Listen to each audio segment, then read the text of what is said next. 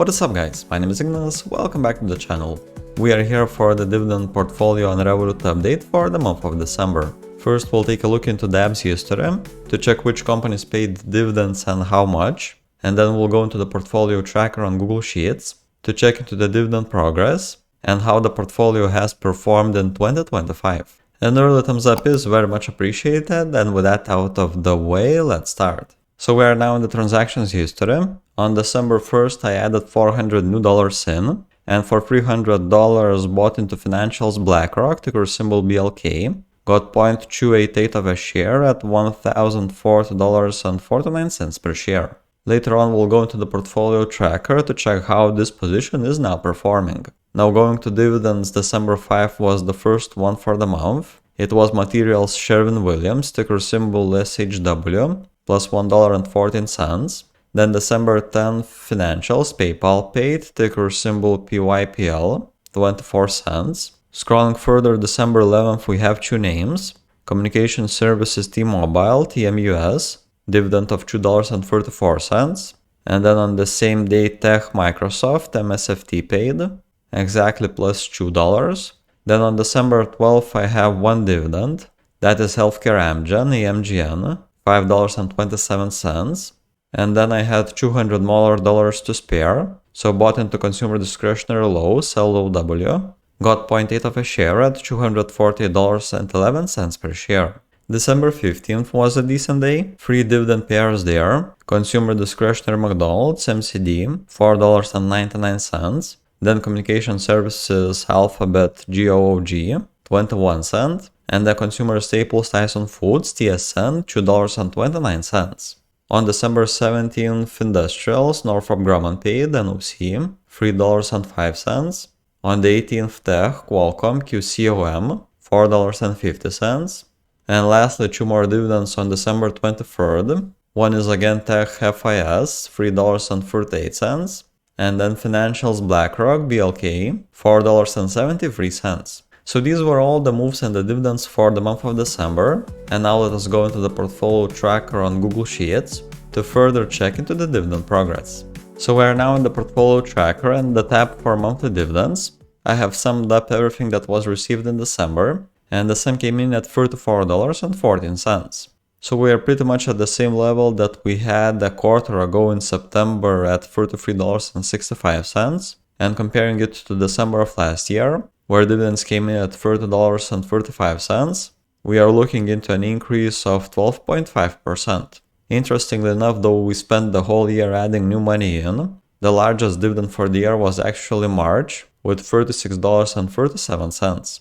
Nevertheless, summing up all the dividends for the year, we came in at $311.12, which is growth of exactly 31%. So we checked how much we are receiving, but now what we can actually spend it on. Currently the after-tax dividend income for the portfolio should be at $356.97, which is $29.75 every month. So we are coming close to those $30 per month and $32 for the monthly clothing expense, now covering 93% of it, and also see almost 10% covered for the monthly groceries expense at $300.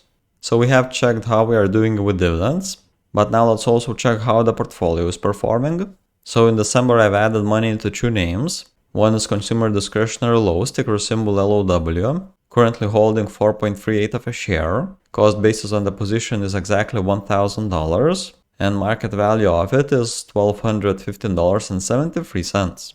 So we are up for $215.73, which is an increase of 21.57%. Now Lowe's is one of the larger positions, currently takes up 4.85% of the portfolio, and it is 31.09% of exposure in the consumer discretionary sector.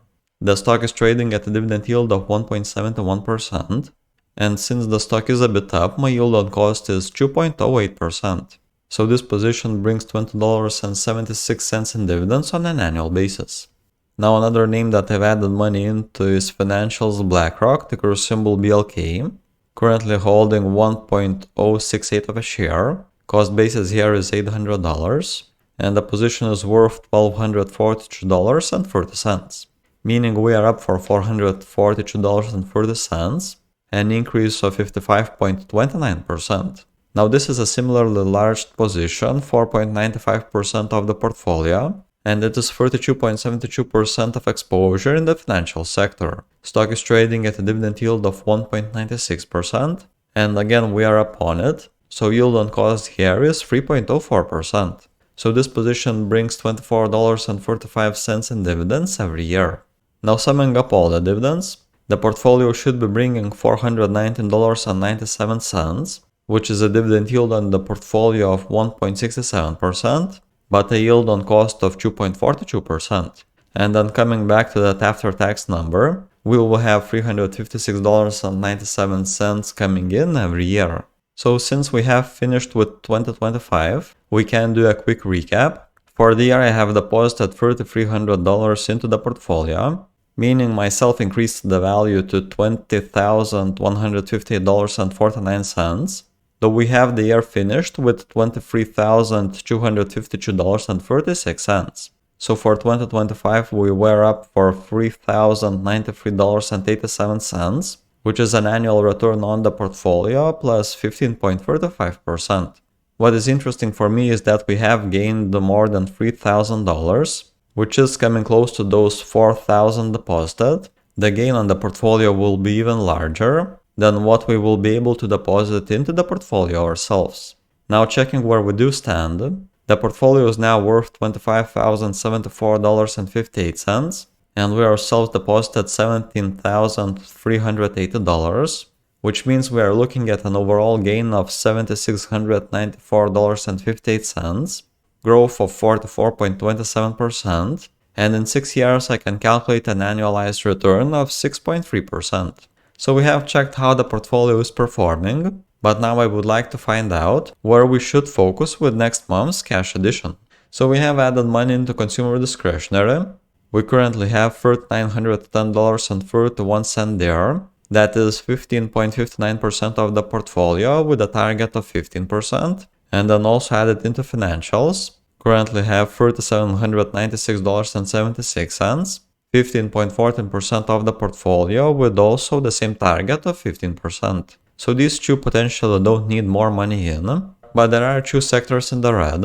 One is communication services with $1,174.08, 4.68% of the portfolio where the target is 6%. And then second is healthcare with $3,497.74. The weight of it is 13.95% of the portfolio, and the target here is set at 15%. So with next month's cash addition, I'll probably need to check into the names from these two sectors. We'll see if any of that changes in the next 2 weeks. So that was it with the dividend portfolio update on Revolut for the month of December. If you want to get into more details or use this tracker for yourself, you can access it free of charge by following the first link at the top of the description. All I ask in return is supporting the channel and leaving a thumbs up under the video. Previously I've made comparisons on various dividend paying names, so if you would be interested in that, then click on a video that is currently on the screen. And that was it from my side. Thank you for watching, and I'll see you all in the next one.